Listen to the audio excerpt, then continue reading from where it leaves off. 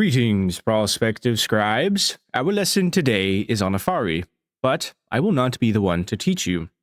If you would. Yes, thank you, Ginthwaite. Hello, scribes. I am head Ifariologist Lasdeus.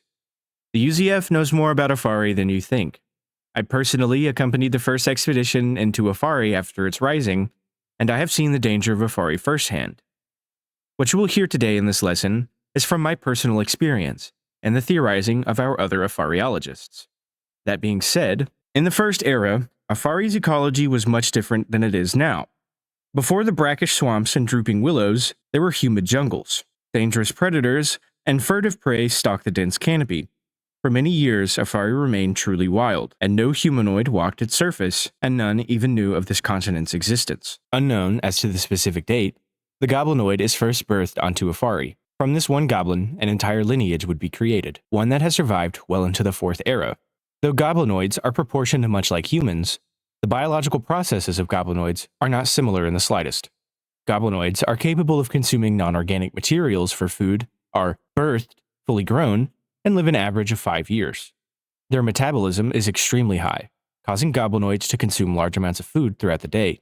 Due to this, before contact with the other continents, the goblinoids of Ifari engaged in civil wars, fighting for food most likely. In controlled environments, goblinoids often resort to cannibalism rather quickly, unless there are easier targets for consumption. In the 24th year, the High Elves of Hylosia arrive in the humid jungles of Ifari during a particularly bloody civil war. The High Elves immediately come under attack by the goblinoids, a rather unexpected outcome. No elf would return home, as all were brutally slaughtered and consumed by ravenous teeth. From this expedition, the goblinoids construct ships of their own, following the elven design.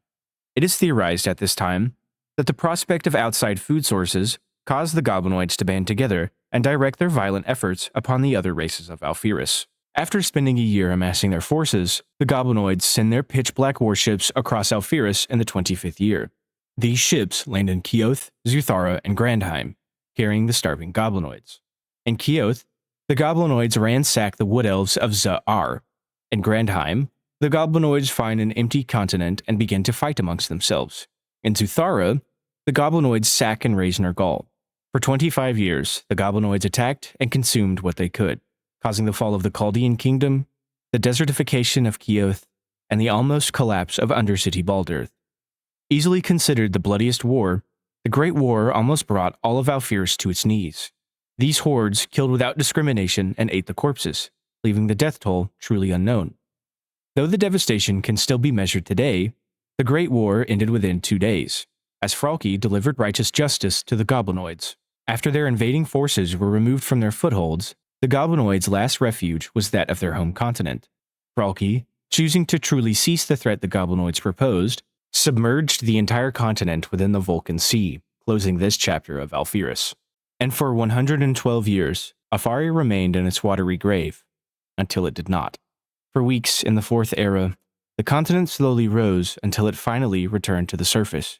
Immediately, our order began to plan expeditions to Ifari, seeking to gain as much information as was possible. The first expedition was a success, one I was a part of.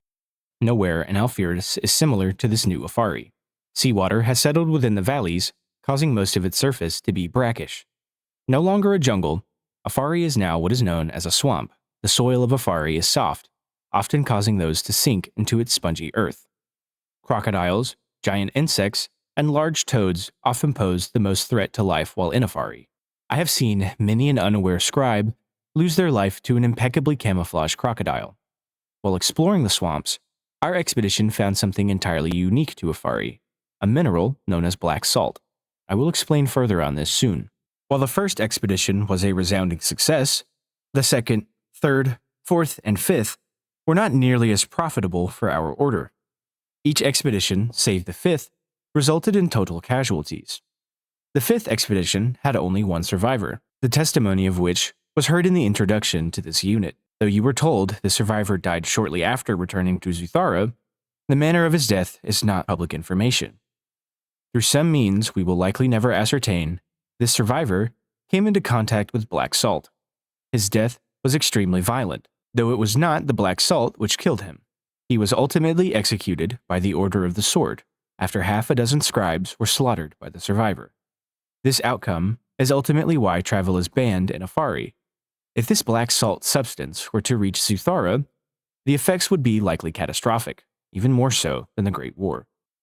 Since Ifari's re-emergence, goblinoids have been intercepted attempting to travel across Alpherus, and each time they are thwarted. The Order of the Sword has dedicated a large number of their warriors to combating this threat, to high degrees of success. The UZF continually monitors Ifari, maintaining vigilance for the day that goblinoids dare to wage war across Alpherus. And that, prospective scribes, is all that I'm allowed to tell you. My time here is over. Thank you. This will conclude today's lesson, prospective scribes.